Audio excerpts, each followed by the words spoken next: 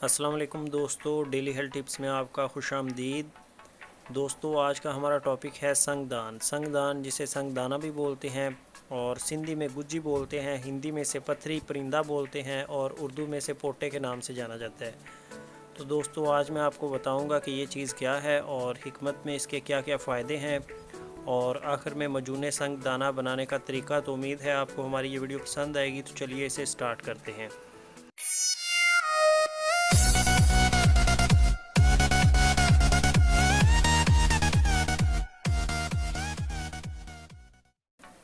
جیسا کہ دوستو آپ اس چیز سے واقف ہی ہوں گے کہ یہ چیز کیا ہے۔ اگر آپ نہیں جانتے تو میں آپ کو بتا دوں کہ یہ مرغیوں کے میدے ہوتے ہیں جو کسائیوں کی دکانوں سے ہمیں دستیاب ہوتے ہیں اور انہیں بطور غذا کھایا جاتا ہے، لیکن جو سنگ دان دوائیوں میں استعمال ہوتے ہیں وہ دیسی یا اصیل مرغیوں کے خشک شدہ میدے ہوتے ہیں، جن کو میدے کو طاقت دینے، انتڑیوں کو مضبوط کرنے اور دستوں کو روکنے، اس کے علاوہ جگر کو طاقت دینے اور سنگ رہنی کے مرض کو ختم کرنے کے لیے مختلف دواؤں کے ساتھ ملا کر استعمال کیا جاتا ہے۔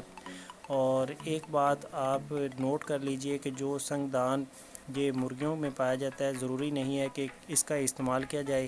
مختلف قسم کے پرندے ہوتے ہیں جن کا استعمال کیا جاتا ہے اور وہ اس سنگ دان سے بہتر پاور رکھتے ہیں، بہتر نتائج دیتے ہیں، جن میں دوستو یہ جو تلیر آپ کو نظر آ رہا ہے، یہ ایک چھوٹا سا پرندہ ہوتا ہے۔ اس کا سنگ دان بہت پاورفل ہوتا ہے، اس کا اگر آپ استعمال کریں تو یہ دیسی مرغے سے دوگنی طاقت رکھتا ہے۔ مختلف پرندوں کے سنگ دان مختلف مزاج کے حامل ہیں، لہٰذا ان کا جو مزاج ہے وہ ایک دوسرے کے برابر نہیں ہو سکتا۔ اگر بات کریں جو یہ سنگ دان پنسار سٹور پہ ہمیں دستیاب ہوتا ہے اس کی، تو اس کا مزاج پہلے درجے میں گرم اور پہلے درجے میں خشک ہے، اور نفع خاص جو اس کا ہے وہ ہے مقوی معدہ، مقوی جگر۔ اس کے علاوہ انتڑیوں کو مضبوط کرنے کے لیے یہ بہت مفید چیز ہے۔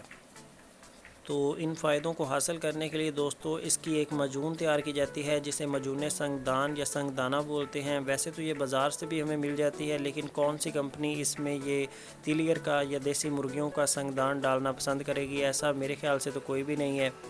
تو اگر آپ اس کی معجون تیار کریں گے اپنے ہاتھوں سے تو اس میں اچھے سے اچھا مطلب تلیر کا یا کسی اور پرندے کا یا دیسی مرغیوں کا اکٹھا کر کے سنگ دان اگر اس میں شامل کریں تو یہ بہت فائدہ دے گی، اور اتنی خوراک بھی نہیں ہے دوستو۔ سنگ دان جو اس میں استعمال ہوتا ہے صرف 18 گرام۔ اگر آپ دیسی مرغے کا سنگ دان خشک کر کے رکھیں تو تقریباً 2 یا 4 سنگ دان ہی اتنا وزن کمپلیٹ کر دیتے ہیں، اور باقی اگر تلیر کی بات کریں تو وہ کچھ زیادہ آپ کو پکڑنے پڑیں گے اور ان سے سنگ دان حاصل کرنا پڑے گا۔ تو یہ دوستو معجون جو ہے اس میں جو اجزاء ہیں وہ میں آپ سے شیئر کرتا ہوں اور لکھ کے بھی آپ کو بتا دوں گا تاکہ آپ اسے آسانی سے تیار کر سکیں۔ تو اس معجون کو تیار کرنے کے لیے دوستو آپ نے سب سے پہلے لینا ہے سنگ دانہ مرغ، یہ آپ نے خشک حالت میں لینا ہے، اور اگر آپ اس کی جگہ سنگ دانہ تلیر استعمال کرنا چاہیں تو وہ بھی آپ کر سکتے ہیں۔ اس کا وزن آپ نے خشک کا 18 گرام لینا ہے۔ اس کے بعد ہے تباشیر جسے نسلوچن بھی بولتے ہیں، اس کا وزن بھی آپ نے 18 گرام لینا ہے، اور پودینہ خشک ہے 9 گرام، پوست بیرون پستہ ہے 9 گرام، اور یہ پوست آپ نے شامل کرنی ہے پستے سے علیحدہ کر کے، وزن کر کے آپ نے 9 گرام یہ اس نسخے میں شامل کرنا ہے۔ اور اسی طرح پوست ترنج ہے جسے اردو میں اترج بولتے ہیں، اس کا وزن بھی آپ نے 9 گرام لینا ہے۔ پوست حلیلہ زرد ہے، حلیلے کی گٹھلی نکال کے پوست کا آپ نے 9 گرام وزن کرنا ہے۔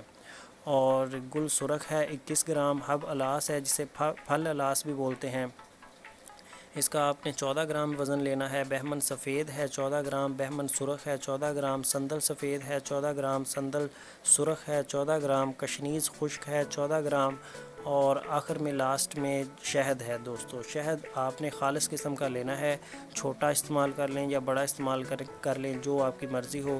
اس کا وزن آپ نے 447 گرام لینا ہے، 447 گرام۔